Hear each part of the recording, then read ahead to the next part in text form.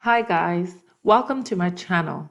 Now, I know that some of you, this might be the first time you're coming to my channel. If this is your first time, please don't forget to hit the subscribe button and also like and leave a comment below. Let me know if this tutorial was very helpful and if there are any tips that you would want me to further explain or show you. So this flyer you're looking at, I did in an hour. But as a beginner or somebody who is trying to develop flyers, it will take you, let's say, about 2 hours to do this. But as you keep developing different flyers or different designs, you begin to develop your own niche and be able to do shortcuts on how to quickly put together any flyer. So with that said, we are going to jump straight into making this flyer. That you're ready, I want to show you how you can put this flyer together. So I have another window open. What I did was I pulled in all the images that I want to use. With that said, I want us to jump straight into making this beautiful Christmas flyer. So if you're ready, come along with me. So the first thing we're going to do is create the canvas on which we are going to design. So you first of all go to File, New, and a window is going to pop up. And that window, sometimes you have a default setting. Sometimes you will have to choose whatever setting you want. I want to create a square flyer, a 10 by 10, and a resolution of 300. I choose 300 so that I can get the highest print quality. So if this is something you're going to print, you want it to be in 300. And you don't need to change the bits. The 8 bits is good enough. RGB is the default setting as well. In the background, white is the default setting. You can change the background to whatever color you want. I'm going to stick with a white background. So with that, you are going to hit create and you have the window that shows up. So the first thing we're going to do is bring in the images that we want to overlay to create the background design for our flyer. So the first image we're going to bring in is going to be this. So you just pull it in and then you just drop it on to your file, and then you hit shift and then you hold one end of the image and then you just drag it so you get it to the scale you want, and then you double click on the image and you use the move tool to just slide the image to where you want it to be on the blank canvas. So now that we have that set, as you can see on the right hand side, at the layer command tool, you see that the image I pulled in, there have been the layer manager generated a layer of that. So I'm just going to name it image 1. So I want this image to be in the foreground of the image 1. So what I'm going to do is I'm just going to change the opacity of image 2, and I'm just going to move the image a little bit away from the other one, and I'm going to erase or clean off the portion that I don't need. So you go to the eraser tool, and then you make sure that the head is large enough to clean the area you don't want as you do this. All right. So now that I have it, what I'm going to do is, I think that my background image is a little bit bigger, so I'm just going to rescale it again. So then again, you take your you take your move, and then you just do the same thing. So now that I have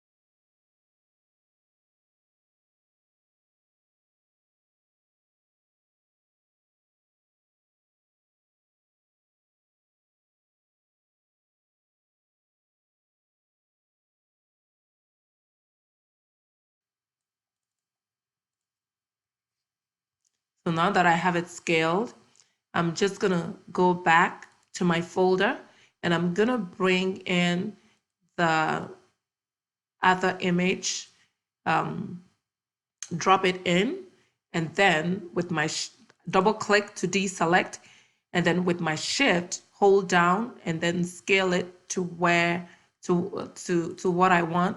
Then I'm just gonna pull it down here, and using the brush, I'm just gonna clean off the edges.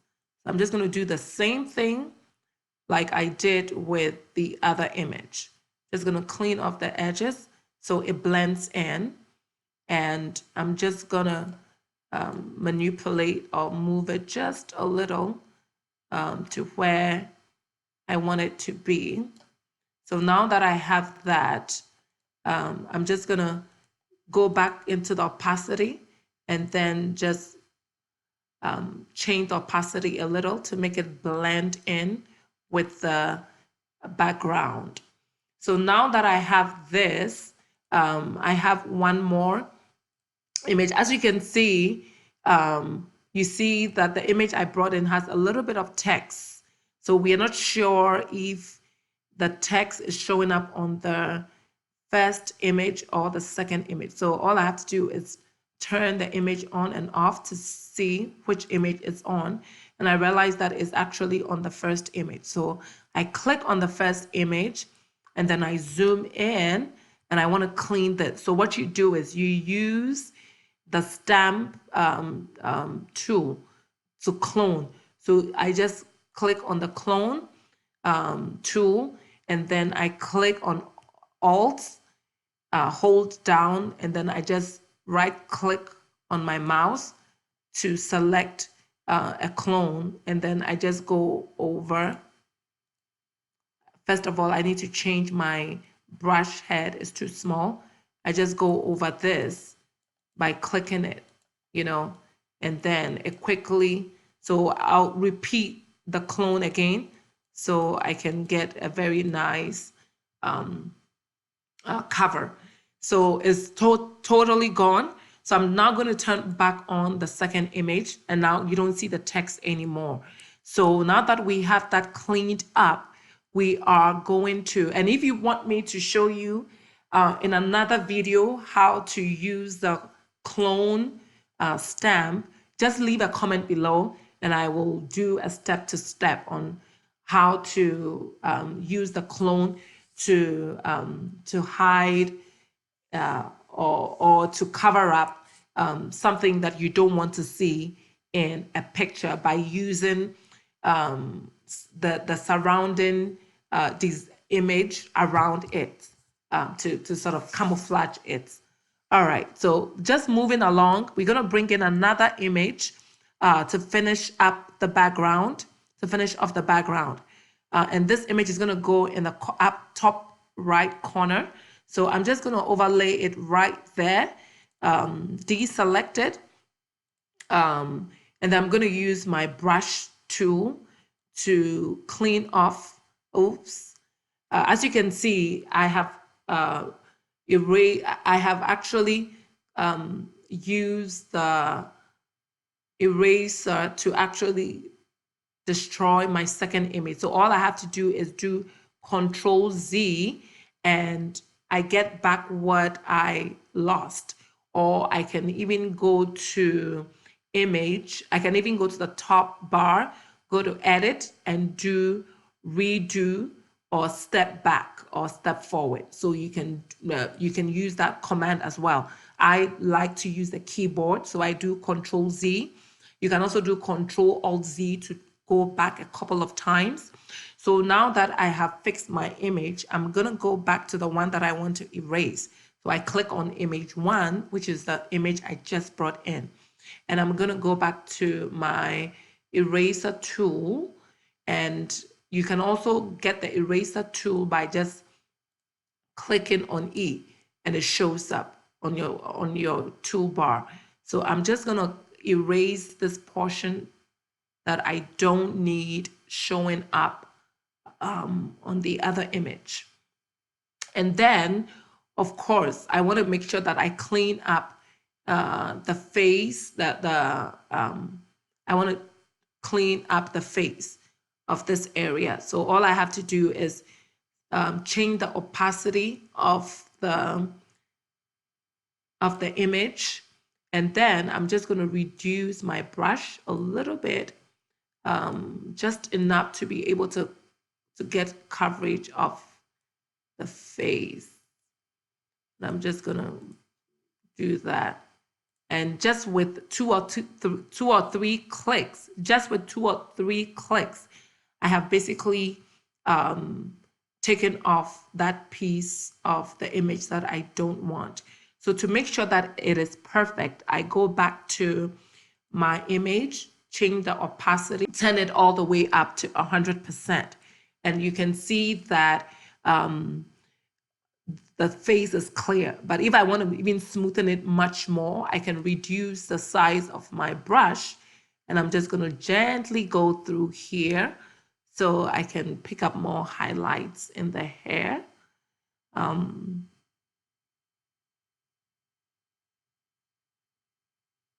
Just a little bit more. So it looks as though the image that I just put on is actually behind her.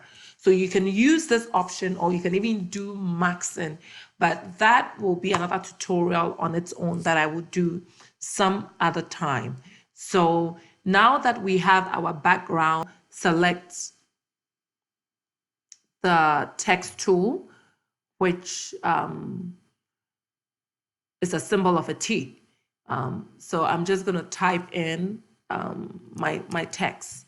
So as you type it in, you see that the text comes in white. If I want to change the text, I can just use still on my text tool, I can click on the text, highlight it, and then right below here, I can just change the color by clicking on this box, and then with my eyedrop, I can either choose a color in the background in my image that I already have, let's say a red, or I can come here and choose whichever color I want to use, or I can go back into my image and do the same thing, choose any color I want.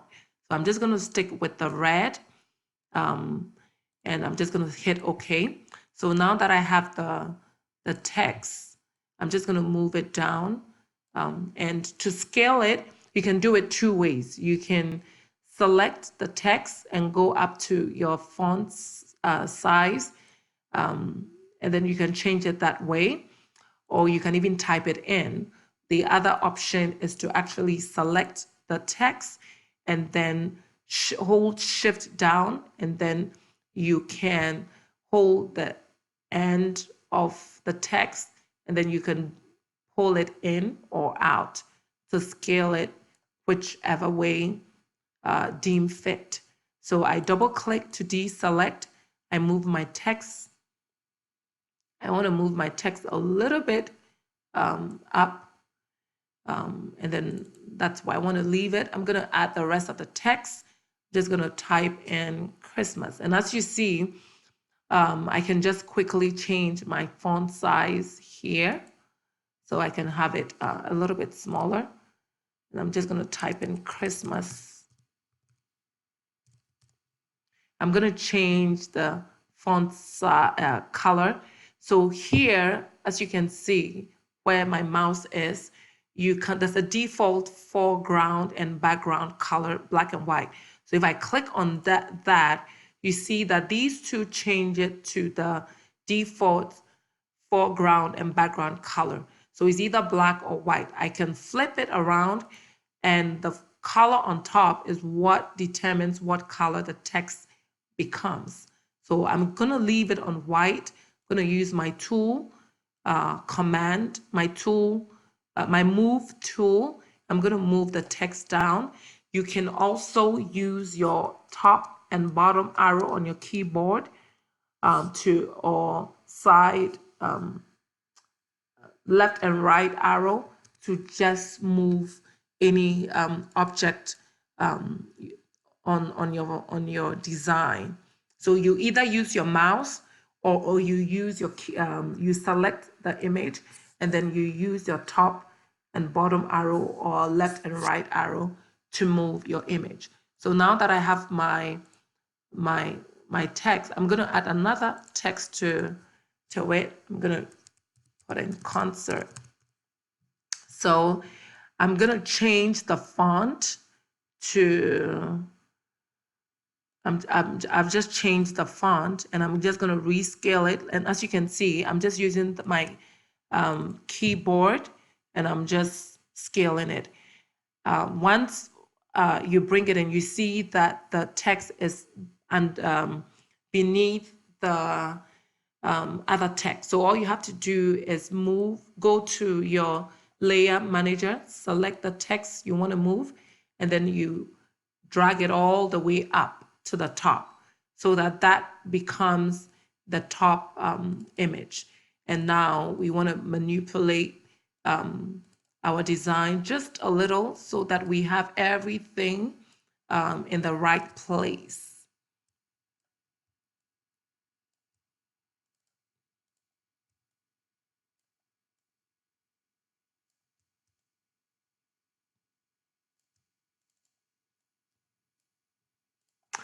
And I think that we are good on this.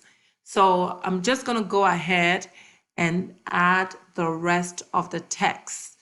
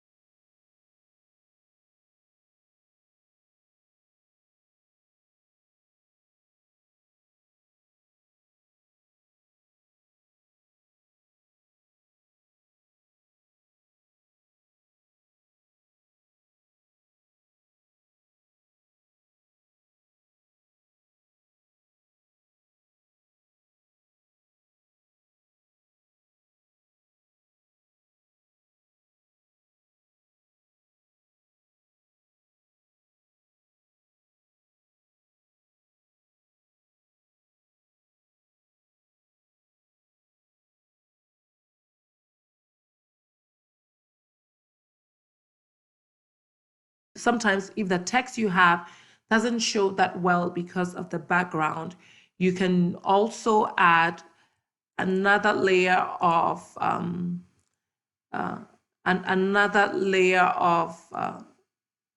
background, and then you can use your opacity to blend it through so that you keep your original image, but at the same time where you want the image to be dark, you just manipulate and make it that way. So we're going to do that with this. So what I'm going to do is I just use my my lasso to just select around my text, and I'm going to create another layer. So you can either go to the top bar, the top menu, and go to layer new, or you can just go to your layer manager and just click on this icon to create another layer for you. And then we are just going to paint in that area that I have selected with my lasso tool. So I'm just going to pick up my paint bucket tool, and I'm going to choose black instead of white. I'm just going to paint in that. You see that it becomes black, but I don't want that. So I'm just going to use my opacity to make it just a little bit lighter, the way that I want. And I'm just going to pick my move, double click, and I'm going to deselect, and I'm going to use my brush to, I have to make sure that I have selected the right layer that I just created. Using my brush tool, I'm just going to brush around that so I get a very smooth, and it blends in with the image that is already in the background. So all you're doing is smoothing the edges of the image you just, the paint image I just created. And as you can see, the text pops much better now. I see that one image is on the bottom, so I'm just going to look for it, which is present. And I'm going to move it all the way up so that it pops and it shows up. So now that we have that, we're going to finish up the bottom. All I need is just to add two different information, the date, time, and location, and we are done.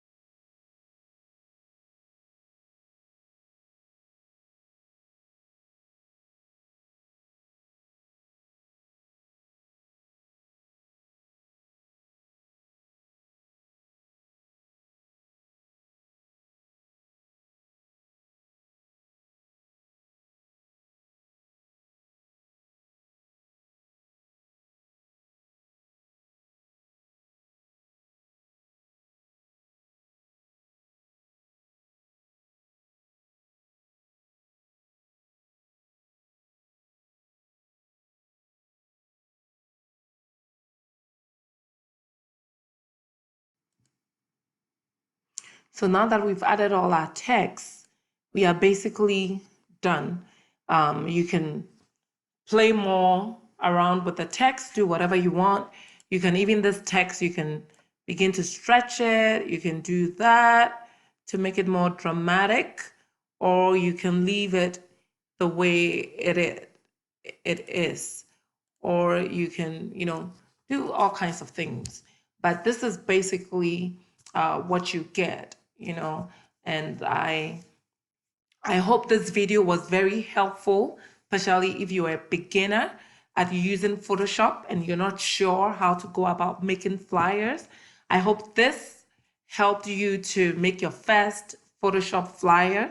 Like and subscribe. Also leave a comment below and let me know if this was a very helpful tutorial for you, and if there was any thing that I did that you would want me to do maybe a 5 minute or a 10-minute slow down, tutorial on just that, so that you can perfect your skill in that area. Hope to have you back. I'll be doing a video every week. I'm going to be posting one video every week. I'll basically be doing flyers upon flyers. And hopefully that way you will learn some new tricks on how to create your own flyer. Thanks for watching. See you next time.